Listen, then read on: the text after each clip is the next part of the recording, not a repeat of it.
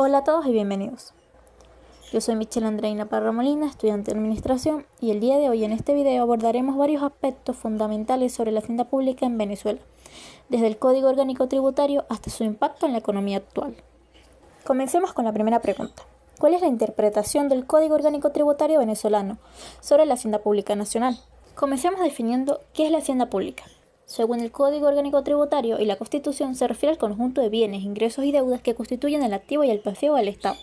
Esto incluye no solo los impuestos recaudados, sino también a los bienes del Estado y sus obligaciones financieras. Ahora hablemos de los principios que rigen esta interpretación. Dirección y administración. La hacienda pública está bajo la dirección del Poder Ejecutivo, específicamente el Presidente de la República, quien actúa a través del Ministro de Hacienda. Esto asegura un control centralizado y una gestión eficiente de los recursos fiscales. Transparencia y rendición de cuentas. El Código Orgánico Tributario establece mecanismos para garantizar que haya transparencia en el uso de los recursos públicos, obligando a rendir cuentas al Poder Legislativo. Equidad fiscal. Aquí se busca que el sistema tributario sea justo, donde cada ciudadano contribuya según su capacidad económica, evitando cargas desproporcionadas. Estructura del sistema tributario. El Código Orgánico Tributario regula diversos tipos de tributos, impuestos directos e indirectos, tasas y contribuciones especiales. Cada uno tiene normativas específicas que detallan su cálculo y recaudación, lo que permite al Estado diversificar sus fuentes de ingresos. Proceso presupuestario. Es crucial entender cómo el Código Orgánico Tributario interactúa con el proceso presupuestario. El presupuesto nacional debe reflejar las proyecciones de ingresos tributarios, lo que influye en cómo se planifica el gasto público. La Ley Orgánica del Régimen Presupuestario establece normas sobre cómo elaborar este presupuesto. Ahora pasemos a la segunda pregunta. ¿Cómo se obtienen los recursos públicos y cómo se denomina este tipo de actividad?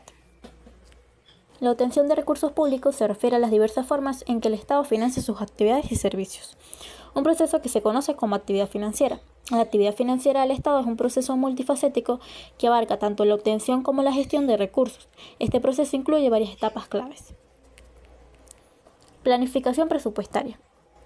El Estado elabora un presupuesto anual que proyecta los ingresos y gastos esperados. Esta planificación es esencial para garantizar que se satisfagan las necesidades sociales y que se asignen adecuadamente los recursos disponibles. Recaudación de recursos. La recaudación de fondos se lleva a cabo mediante organismos especializados, como la Administración Tributaria, que se encarga de la recolección efectiva de impuestos y otras contribuciones. Esta fase es crucial para asegurar que el Estado cuente con los recursos necesarios para operar. Ejecución del gasto público. Los recursos recaudados son utilizados para financiar programas y servicios públicos esenciales, tales como la salud, la educación y la infraestructura. La correcta ejecución de este gasto público es fundamental para el bienestar de la sociedad y el desarrollo del país. Tipos de recursos públicos. En primer puesto tenemos los ingresos tributarios, que estos son fondos que el Estado obtiene a través de impuestos, como por ejemplo el impuesto sobre la renta, donde tanto los individuos como las empresas deben pagar un porcentaje de sus ingresos al Estado. Este tipo de impuesto es crucial para financiar servicios públicos esenciales como la educación y la atención médica. Número 2. Los ingresos no tributarios. Aquí se incluyen todas las entradas que no provienen directamente de impuestos tales como las tasas y las contribuciones. Como un ejemplo tenemos las tarifas por servicios públicos como el agua o la electricidad que se cobran a los usuarios para financiar la infraestructura y operación de estos servicios esenciales. Con el número 3 tenemos los ingresos patrimoniales, que son ingresos generados por la gestión de bienes del Estado. Un ejemplo serían los alquileres de propiedades estatales o la venta de activos públicos como terrenos, edificios, que constituyen una fuente importante de ingresos patrimoniales. Número 4. Créditos públicos. Se refiere a los fondos obtenidos a través de préstamos o emisiones de deuda pública. Un ejemplo sería la emisión de bonos gubernamentales que se venden a inversionistas. Y esto proporciona al Estado el capital inmediato, aunque este capital deberá ser reembolsado en el futuro. Número 5. Multas y sanciones pecuniarias. Estos son ingresos derivados de sanciones impuestas por infracciones a las leyes. Un ejemplo serían las multas por violaciones al Código de Tráfico, y estas son recaudadas por el Estado y pueden ser utilizadas para mejorar la infraestructura vial o financiar programas relacionados con la seguridad en las carreteras. Siguiendo con el tema, vamos con la pregunta 3. ¿Cómo encuadra el modelo económico para la producción de recursos en el sistema político y social actual de Venezuela? El modelo económico de Venezuela en la actualidad se encuentra profundamente arraigado por un sistema político y social que depende en gran medida de la renta petrolera. Además de centrarse en la distribución de recursos a lo largo de los años, este modelo ha experimentado diversas transformaciones, pero continúa enfrentando retos significativos. Estructura del modelo económico. Dependencia del petróleo. Históricamente, la economía venezolana ha estado dominada por la producción y exportación del petróleo. Esto ha dado lugar a una estructura económica dual. Por un lado, existe un sector productivo que está estrechamente vinculado a la industria petrolera, generando altos ingresos y acceso a la tecnología avanzada. Pero por otro lado, el sector no petrolero, aunque intenta diversificarse, sigue dependiendo del ingreso petrolero para su funcionamiento y sostenibilidad. Modelo distributivo. Desde la llegada al poder de Hugo Chávez, se ha implementado un modelo distributivo que utiliza los ingresos derivados del petróleo para financiar programas sociales con el objetivo de mejorar el bienestar de la población. Este enfoque busca reducir la pobreza y fomentar el desarrollo humano a través de iniciativas conocidas como misiones sociales, que ofrecen servicios gratuitos en áreas como la salud, la educación y la alimentación. Sin embargo, este modelo ha sido objeto de críticas por falta de sostenibilidad a largo plazo y por fomentar una dependencia excesiva del Estado. Interacción con el sistema político.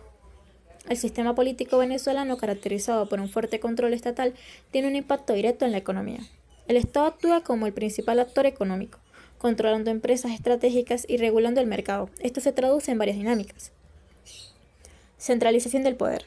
La concentración de decisiones económicas en manos del gobierno limita la participación del sector privado. Esta centralización puede generar la ineficiencia en la producción y obstaculizar la innovación y la competitividad. Políticas económicas. Las políticas económicas implementadas han buscado promover una mayor equidad social, sin embargo han resultado en distorsiones económicas significativas. Por un ejemplo, la sobrevaluación del bolívar y una inflación elevada han afectado negativamente al sector productivo, no petrolero, que no ha podido competir eficazmente debido a estas distorsiones. Ejemplos de producción de recursos. Renta petrolera. La principal fuente de recursos públicos proviene de la explotación petrolera. El Estado utiliza estos ingresos para financiar sus gastos públicos y programas sociales.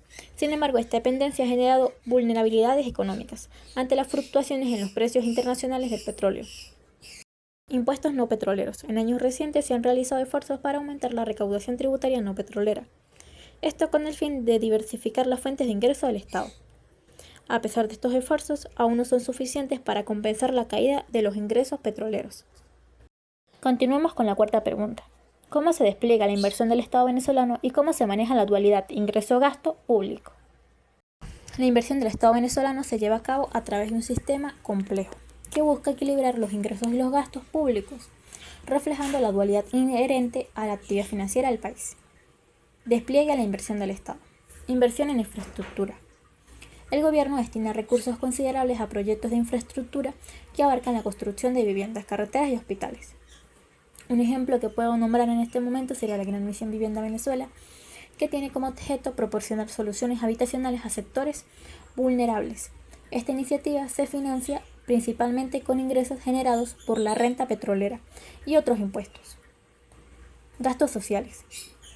La inversión en programas sociales es un componente esencial de la política económica venezolana. A través de las misiones sociales, el gobierno financia servicios cruciales como la salud, la educación y la alimentación. Estos programas dependen mayormente de los ingresos fiscales derivados del petróleo y otras fuentes tributarias, lo que subraya la importancia de estos recursos para el bienestar social. Inversión productiva. Además, el Estado realiza inversiones en empresas estatales y proyectos productivos, esto con el fin de diversificar la economía. Esta estrategia busca disminuir la dependencia del petróleo y promover el desarrollo de sectores alternativos, como la agricultura y la manufactura, que son esenciales para un crecimiento sostenible. Manejo de la dualidad ingreso-gasto público. La dualidad entre ingresos y gastos públicos se manifiesta en varios aspectos claves. Dependencia de ingreso petrolero. La economía venezolana, como ya lo dije, presenta una fuerte dependencia de los ingresos provenientes del petróleo. Esta situación genera vulnerabilidad significativa, ya que cualquier fluctuación en los precios del petróleo puede afectar directamente la capacidad del Estado para financiar sus gastos y cumplir con sus obligaciones. Presupuesto nacional. El presupuesto nacional debe reflejar tanto los ingresos proyectados como los gastos planificados. Esto de acuerdo con la Ley Orgánica de la Administración Financiera del Sector Público. Este presupuesto debe incluir todos los ingresos y gastos sin compensaciones, lo que proporciona una visión clara sobre las necesidades financieras del Estado y permite una mejor planificación. Control y fiscalización.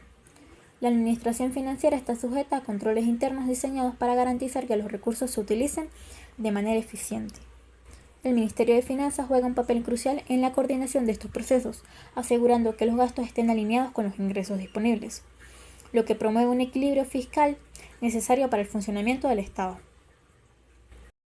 Estrategias de diversificación. En respuesta a la volatilidad inherente a los ingresos petroleros, el gobierno ha intentado diversificar sus fuentes de ingresos mediante la implementación de impuestos no petroleros y tasas por servicios públicos. Sin embargo, estos esfuerzos aún resultan insuficientes para compensar las caídas en los ingresos petroleros, lo que resalta la necesidad urgente de una estrategia más robusta para asegurar la estabilidad financiera del país. Ahora abordaremos qué es el presupuesto público nacional, cuál es su normativa y sus principios, y cómo afecta la hiperinflación a las instituciones que dependen del Estado. Bueno, el presupuesto público nacional representa el principal instrumento de gestión financiera del Estado venezolano. Se trata de un plan financiero anual que establece las proyecciones de ingresos y gastos para las actividades gubernamentales, reflejando así las prioridades económicas y sociales del país. Normativa y principios. El presupuesto en Venezuela se rige por varias normativas claves, como por ejemplo la Constitución de la República Bolivariana de Venezuela, los artículos 311 al 315. Estos artículos establecen las bases para la formulación del presupuesto, asegurando que este sea un reflejo fiel de las necesidades y aspiraciones del pueblo venezolano. La Ley Orgánica de la Administración Financiera del Sector Público. Esta ley regula el manejo de los recursos públicos, estableciendo procedimientos claros para la gestión financiera y el uso adecuado de los fondos del Estado. Ley Orgánica del Régimen Presupuestario. Aquí se definen los principios y normas que se rigen y el proceso presupuestario, garantizando que todos los ingresos y gastos sean considerados sin compensaciones entre sí. Los principios fundamentales que orientan el presupuesto público incluyen equilibrio fiscal. Aquí se busca que los gastos no superen los ingresos, promoviendo así una gestión financiera sostenible a lo largo del tiempo. La transparencia. La información relacionada con el presupuesto debe ser accesible al público, lo que garantiza una rendición de cuentas efectiva por parte del gobierno. La eficiencia. Los recursos deben ser utilizados de manera óptima para maximizar los resultados y beneficios para la población. La solvencia. Es esencial que la gestión fiscal mantenga una situación financiera estable a largo plazo, evitando déficits crónicos. Responsabilidad. Los funcionarios encargados de la gestión presupuestaria deben actuar con responsabilidad en el uso de los recursos públicos, asegurando que se destinen a las áreas más necesitadas. Proceso presupuestario. Este es un conjunto de etapas que se rigen para planear, ejecutar, controlar y evaluar la actividad financiera y presupuestal de un sector. Este se rige por varias etapas, como por ejemplo la preparación por parte del Ejecutivo Nacional, la presentación ante la Asamblea Nacional, la discusión y aprobación y finalmente la ejecución y control del presupuesto aprobado. Efectos de la hiperinflación en instituciones dependientes del presupuesto del Estado. La hiperinflación ha tenido un impacto devastador en las instituciones que dependen del presupuesto estatal. Por ejemplo, en los hospitales tenemos las dificultades extremas. Los hospitales enfrentan serias dificultades para adquirir insumos médicos y medicamentos necesarios para atender a los pacientes. El deterioro acelerado, ya que la infraestructura hospitalaria y los equipos se deterioran rápidamente debido a la falta de mantenimiento e inversión. El éxodo de personal. Muchos profesionales médicos y enfermeras han abandonado el país en busca de mejores condiciones laborales, dejando a los hospitales con escasez de personal calificado. Universidades. Presupuestos insuficientes. Las universidades enfrentan presupuestos insuficientes que dificultan su funcionamiento básico y limitan su capacidad para ofrecer educación de calidad. Fuga de cerebros. La falta de salarios competitivos ha llevado a una fuga de cerebros, donde académicos y profesionales altamente capacitados buscan oportunidades en el extranjero. Imposibilidad de actualización. Las instituciones educativas no pueden actualizar sus bibliotecas, laboratorios ni tecnologías educativas, lo que afecta gravemente a la formación académica. Telecomunicaciones. Obstáculos para la actualización.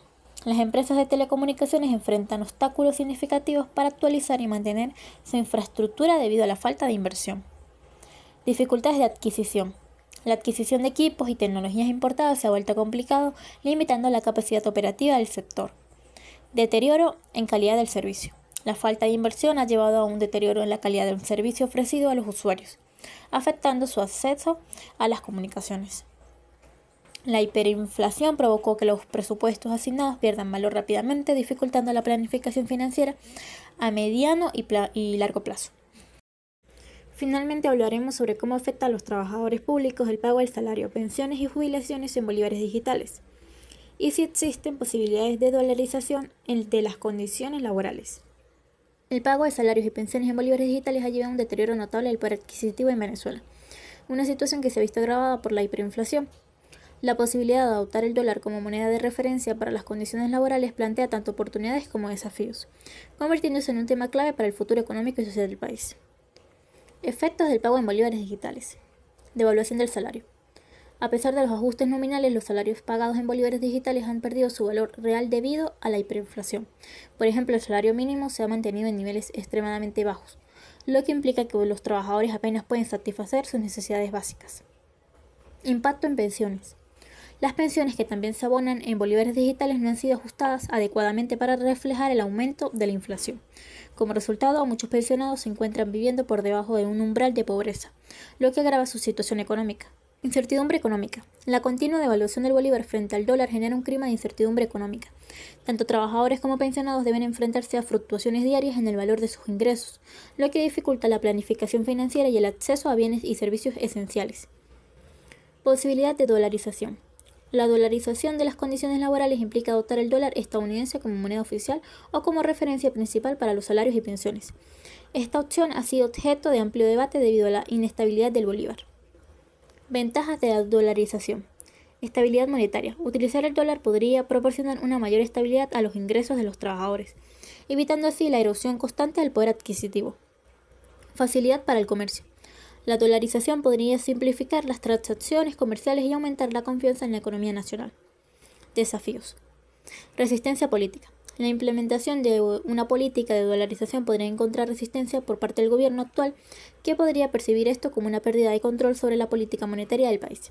Desigualdad. La dolarización podría favorecer a aquellos que ya tienen acceso a dólares, dejando atrás a quienes dependen exclusivamente del bolívar para sus transacciones diarias.